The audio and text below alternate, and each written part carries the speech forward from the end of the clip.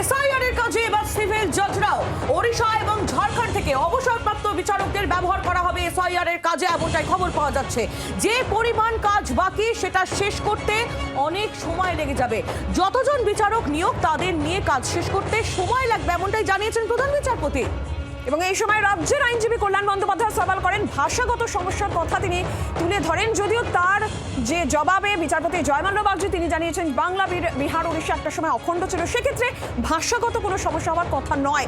সওয়াল জবাবে কি উঠে আসলো, আরো বিস্তারিত অর্ণবাংশ নিয়োগী জানাবেন আমাদের। অর্ণবাংশ, দেখো, সেটা হচ্ছে কলকাতা হাইকোর্টের প্রধান বিচারপতি ইতিমধ্যে একটি রিপোর্ট পাঠিয়েছেন সুপ্রিম কোর্টের কাছে। আদালতের রিপোর্টে ছিল সেটা হচ্ছে যে পরিমাণ কাজ বাকি আছে সেই সমপরিমাণ বিচারক নেই। যদি প্রায় একজন বিচারক 50টি করে হলেও যেটা শুনানি করা সেটা রাজ্যে শেষ হবে। সেই কারণে সুপ্রিম কোর্ট সিদ্ধান্ত নিয়েছে যে দায়রা বিচারক অর্থাৎ সিভিল জাজ একই সঙ্গে অন্যান্য রাজ্যের মধ্যে হচ্ছে উড়িষ্যা এবং ঝাড়খণ্ড থেকে বিচারকদের অবসরপ্রাপ্ত আদেশে নিয়োগ করা যেতে পারে জুডিশিয়াল অফিসার হিসাবে। এবং সেক্ষেত্রে তৃণমূলে ওনা বললেও কল্যাণ বন্দ্যোপাধ্যায়ের বক্তব্য ছিল যে সেক্ষেত্রে তো বাংলা ভাষার সমস্যা থাকবে। এরকম বিচারপতিরা বলেন যে না, আপনারা জানেন নিশ্চয়ই যে তখন বাংলা, উড়িষ্যা, ঝাড়খণ্ড একটা সময় ছিল, একটা অখণ্ড ছিল, সেই কারণে ভাষাগত সমস্যা একটা হবে না, তারা পশ্চিমবঙ্গ সম্পর্কে ওয়াকিবহল। সেই কারণেই কিন্তু নির্দেশ দেওয়া হয়েছে তারা কিন্তু অ্যাপয়েন্ট করবে, অন্য রাজ্য থেকে তারা নেবে, দুটি রাজ্য থেকে। একই সঙ্গে এই রাজ্যের দায়রা বিচারকদের কিন্তু এই কাজে লাগানো হবে, এমনটাই সুপ্রিম কোর্ট নির্দেশ দিয়ে। একেবারে অর্ণবাংশ, তুমি আমাদের সঙ্গে থাকো, আপনাদের শোনাবো কল্যাণ বন্দ্যোপাধ্যায় তার কি বক্তব্য।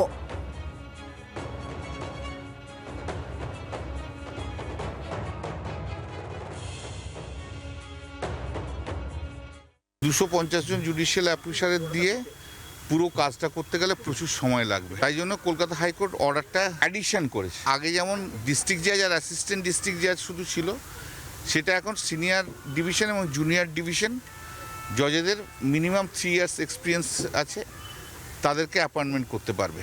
যদি মনে করে কোথাও যে না তারপরেও আরও জজ দরকার আছে, তাহলে ঝাড়খণ্ড এবং উড়িষ্যা স্টেট, এই দুটো স্টেট থেকে রিটায়ার্ড যে জাজেরা আছে তাদের রিকুইজিশন করতে পারে।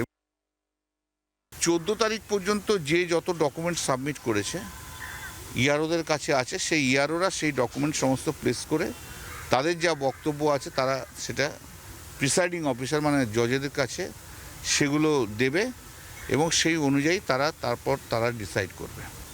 28 তারিখে ফাইনাল লিস্ট বেরোবে, কিন্তু তারপরও কন্টিনিউয়াসলি সাপ্লিমেন্টারি লিস্ট বেরোতে থাকবে।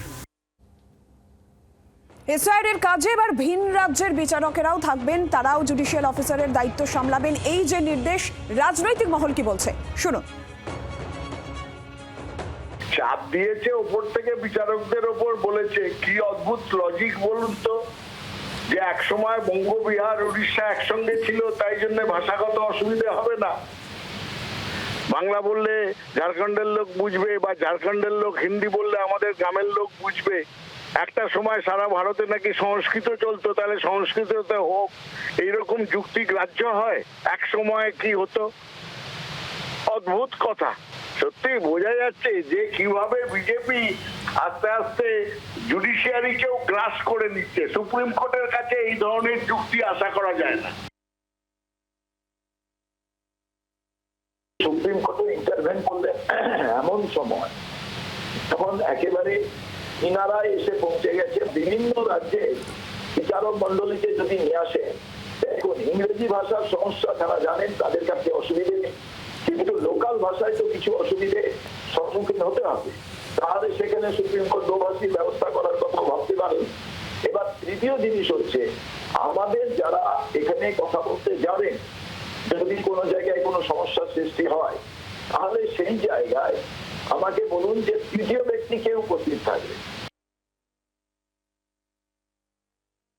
তৃণমূল কংগ্রেস তো সংবিধান, সুপ্রিম কোর্ট এসবের উপরে, তাই এরা কটাক্ষ করবে অত্যন্ত স্বাভাবিক। কিন্তু এই যে এসআইআর কে হতে না দেওয়া, এই কাজটা তো তৃণমূল প্রশাসন করেছে, অফিসার দেয়নি, না দেওয়ার ফলে আজকে এগুলো হচ্ছে। তার ফলে কোর্টকে এরকম ড্রাস্টিক সিদ্ধান্ত নিতে হচ্ছে এবং সুপ্রিম কোর্টও বুঝে গেছে যে এই পশ্চিমবঙ্গে যদি জুডিশিয়াল অফিসারদেরকে লাগানো হয় হয়তো তারা থ্রেটের সম্মুখীন হতে পারে। অতএব পশ্চিমবঙ্গের এমপ্লয়ি যারা মমতা বন্দ্যোপাধ্যায়ের আন্ডারে কাজ করছে তারা বিশ্বাসযোগ্য নয়, এটা মোটামুটি সুপ্রিম কোর্টও বুঝে গেছে।